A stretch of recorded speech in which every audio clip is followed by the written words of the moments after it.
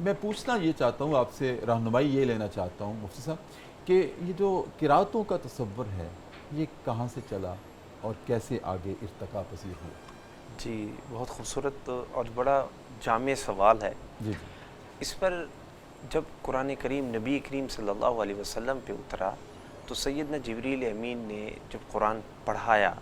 تو اللہ کے نبی صلی اللہ علیہ وسلم نے یہ درخواست وہاں کی کہ اس کو بڑھایا جائے۔ اچھا حضرت ابن عباس رضی اللہ تعالیٰ عنہ سے یہ روایت ہے، اور پھر بڑھاتے بڑھاتے 7 لہجوں تک اس کو پہنچا دیا گیا۔ اچھا اور ایک عجیب بات یہ ہے کہ دنیا کے 7 بڑے بر اعظموں میں 300 سے زیادہ زبانیں بولی جا رہی ہیں، اور کوئی شخص کسی کی زبان بولنا بڑا مشکل کام ہے، صحیح، اور ان کے معنی قرآن کے معنی میں کوئی فرق نہیں پڑتا۔ 7 احرف اس کو کہا جاتا ہے، 7 لہجوں کے اندر۔ اور یہ جو درخواست تھی رسول اللہ صلی اللہ علیہ وسلم کی اپنی امت کی آسانی کے لیے کی گئی، اور پھر یہ باقاعدہ ایک مدون ہو گئی، باقاعدہ ایک فن کی صورت میں قرأت میں۔ دوسرا یہ قرآن کے حقوق میں سے بھی ہے کہ اس کو بہت خوبصورت طریقے سے پڑھا جائے۔ اللہ تعالیٰ کا کلام ہے اور کلام احسن ہے، اس سے زیادہ کوئی خوبصورت کلام نہیں ہے، تو اس لیے پھر اس کے لہجے وہاں سے شروع ہوئے۔ اور دوسری یہ بھی روایت ہے کہ نبی کریم صلی اللہ علیہ وسلم کے اپنی امت کی آسانی کے لیے، جس میں بوڑھے بھی ہیں، خواتین بھی ہیں، بچے بھی ہیں، اور مختلف زمانوں کے انسانوں تک یہ کلام پہنچے گا، ان کی ادائیگی مختلف ہو سکتی ہے، ایسا نہ ہو کہ اس کے معنی پہ فرق پڑ جائے، یا ایک ادائیگی سے ہی اس کو اگر پڑھا جاتا تو مشکل نہ ہو جائے۔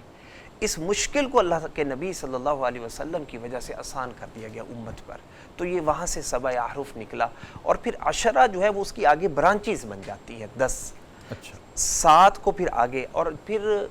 نبی کریم صلی اللہ علیہ وسلم کے زمانے سے ہی یہ 7 کی ترتیب چلی آ رہی ہے، یہ کوئی بعد میں نہیں بنی، نہ اس میں کوئی اختلاف ہے، نہ اس سے معنی کے اوپر اختلاف پیدا ہوتا ہے، نہ اس کے احکام پر کسی قسم کا اختلاف ہوتا ہے۔ یہ چونکہ اللہ کا کلام ہے، اور اس کی ڈائیورسٹی، اس کی خوبصورتی یہ ہے کہ اس کو ان لہجوں میں پڑھنے کے باوجود اس کے معنی پہ اثر نہیں پڑتا، صحیح، ایک بات۔ دوسری چیز یہ تھی کہ جب یہ قرآن وہاں سے